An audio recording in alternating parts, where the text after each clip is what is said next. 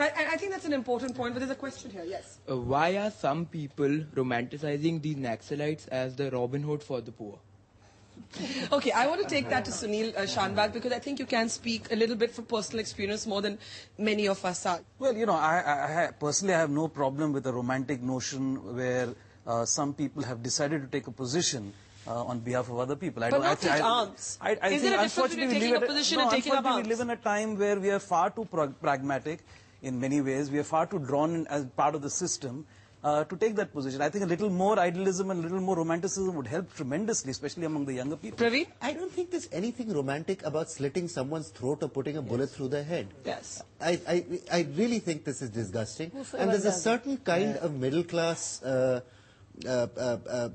almost pathology in our urban centers where we compensate for our own guilt about our elite status and our own privileges by saying, oh, how wonderful somebody is going around there blowing up things without ever considering the havoc and the consequences this has on people's lives. And I'm sorry, but I find this a little disgusting. There is an ethical problem with violence and nobody in their right mind should support but it. Would you argue with your sister about that?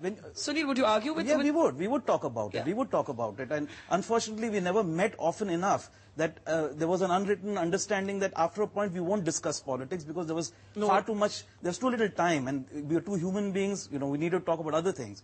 But apart from that, that question actually is a much, much larger question about the romantic nature of this whole thing. And I think that kind of somewhat belittles exactly what you were saying about what Medhaji's work is.